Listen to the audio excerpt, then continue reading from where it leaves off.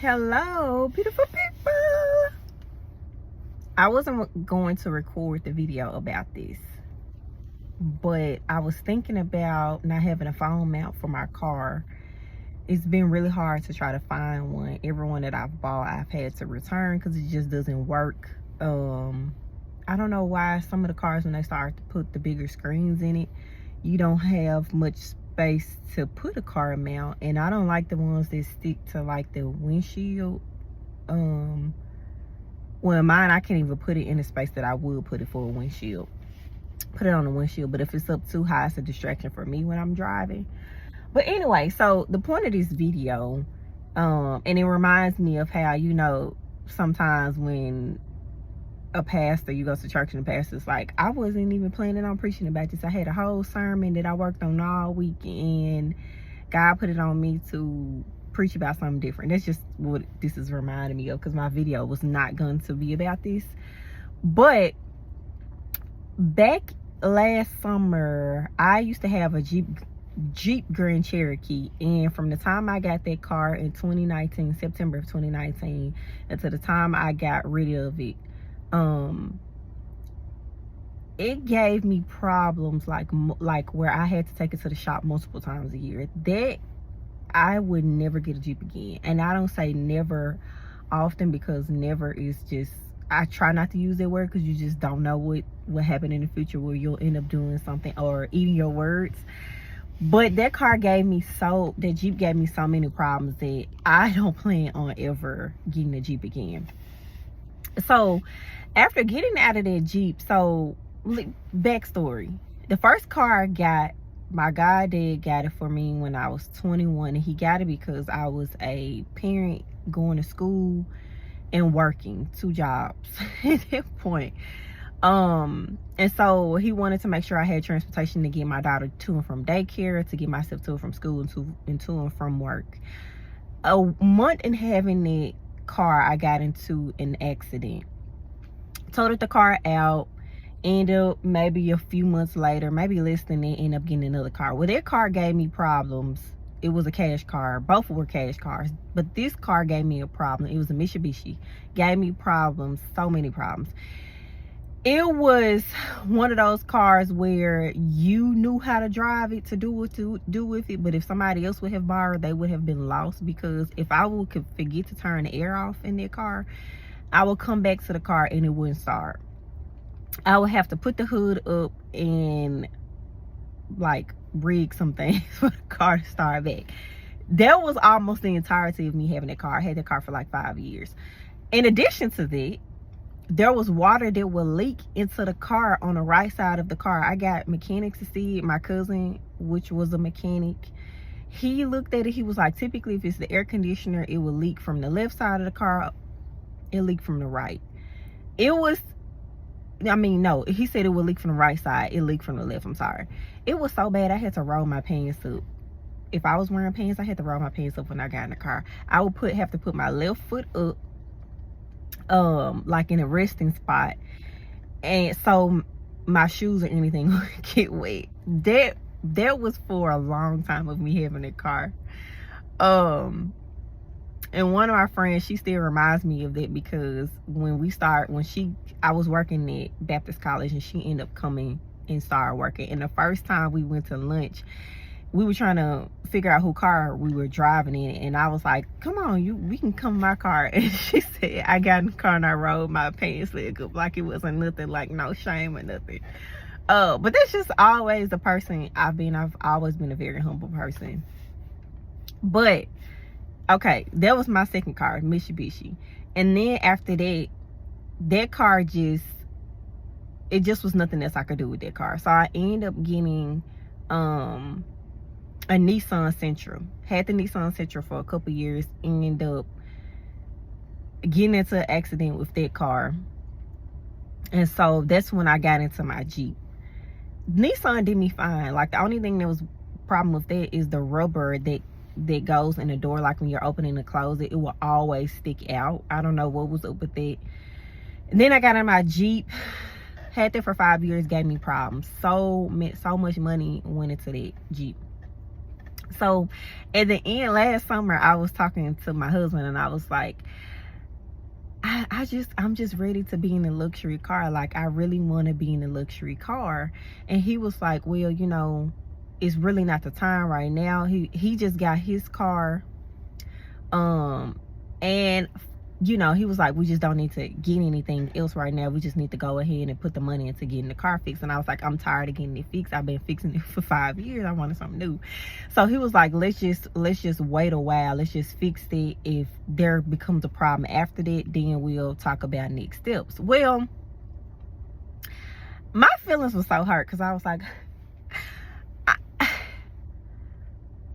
I'm used to being told no or can't do this right now. That's just how I grew up in life, of not getting the things, not getting a lot of what I wanted, and my needs being met, but it being a struggle to be met. But I don't know, it was something about him telling me no. I was so upset. My feelings were really hurt. And I was like, God telling me no, my husband telling me no. Like, I remember talking to my friends, I was so frustrated because I was like, it's one thing for, you know, God to tell me no, I understand, like, wait, but my husband telling me no, it was like, and I don't ask for much. My feelings were so hurt. I didn't tell him how bad my feelings were hurt until after. And for the people who might be thinking, well, you got to talk to your husband about a decision.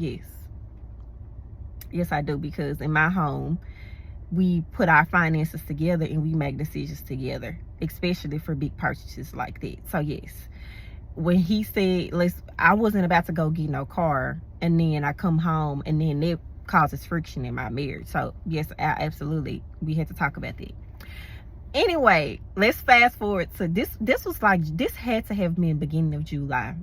Let's fast forward to September. This was Labor Day weekend because we had a family reunion in Savannah, Georgia.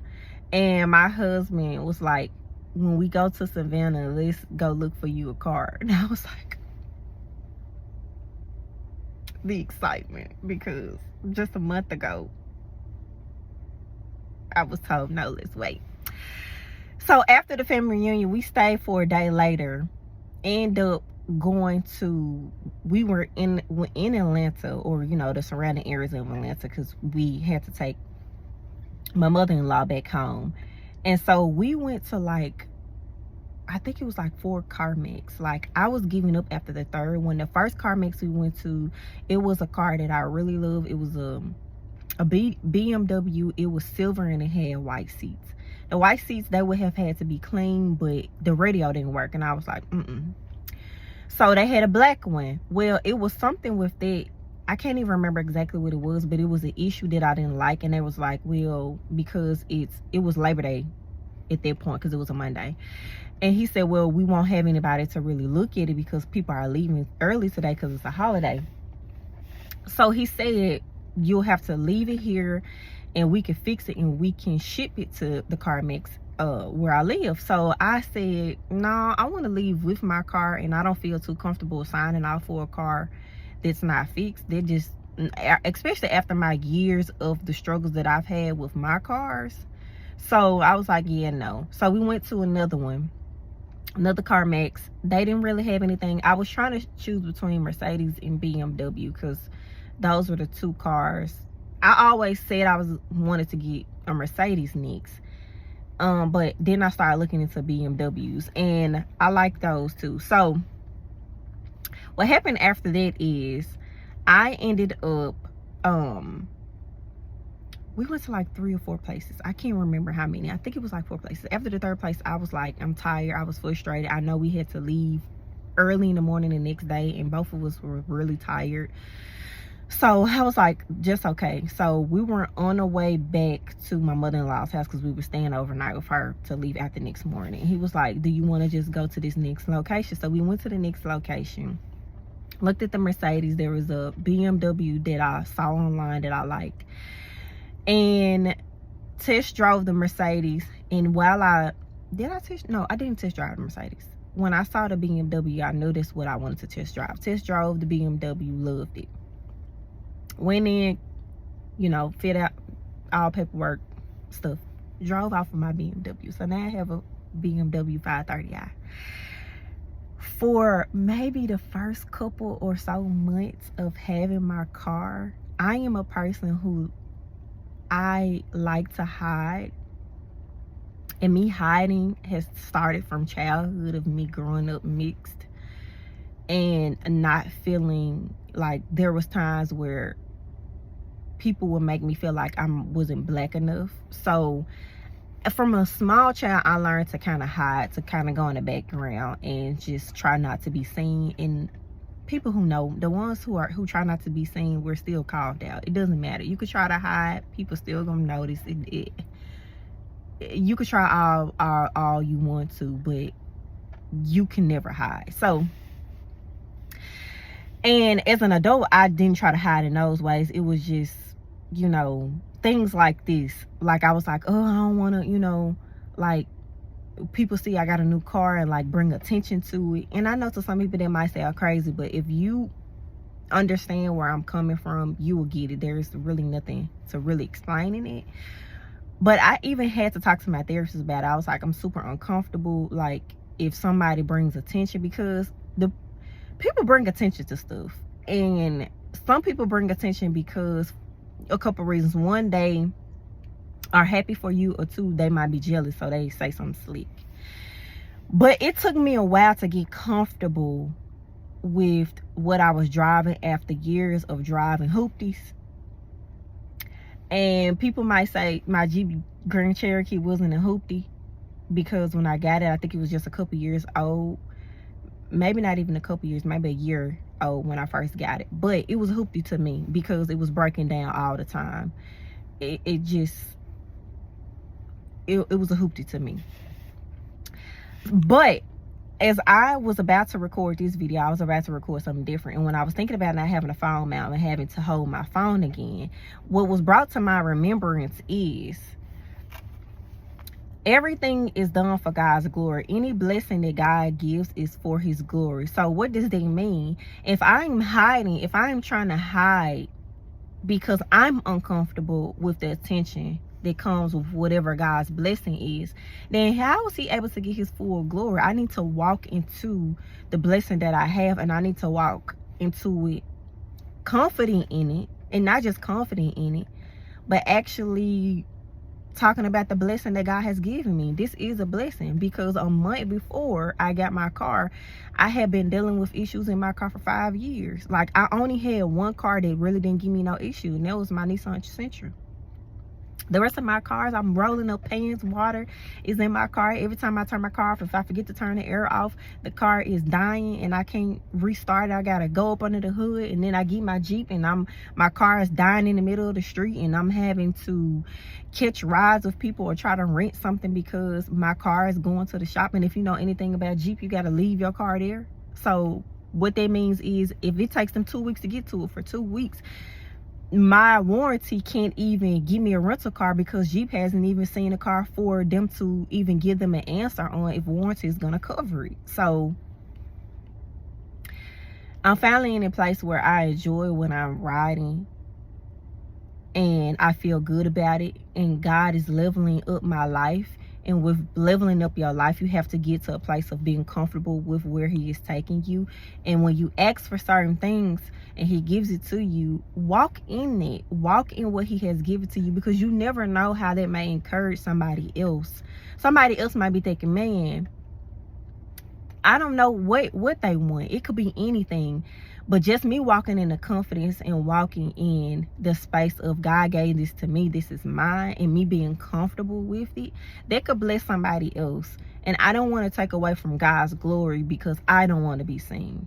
So I don't know who needs to hear something like that, but walking what God has given you, I don't care what it is. I don't care if you found $5 on the street and you like, oh, I needed this $5. Walk in it and tell somebody that testimony, because you never know who needs to hear it. And while I don't have a problem sharing testimonies about a lot of things, it's just things like this that can be uncomfortable for me. But yeah, walk in it. I'm walking in it. It took me a while, but I'm walking in it. And also, if you know of a phone mount that I can put in my car that works for cars that don't have a lot of space, please let me know, because I am struggling to find one. And because I do videos a lot, I need something instead of holding my phone. Also, I'm not supposed to be holding my phone. It's actually illegal. But yeah, have a great week. I hope you have a blessed week. I hope you think about the things that God has given you, the things God has blessed you with, whatever that is. Mindset, not losing your mind, your health, your family's health, whatever it is, just think about those things and walk in a space of gratitude. But yeah, have a great week.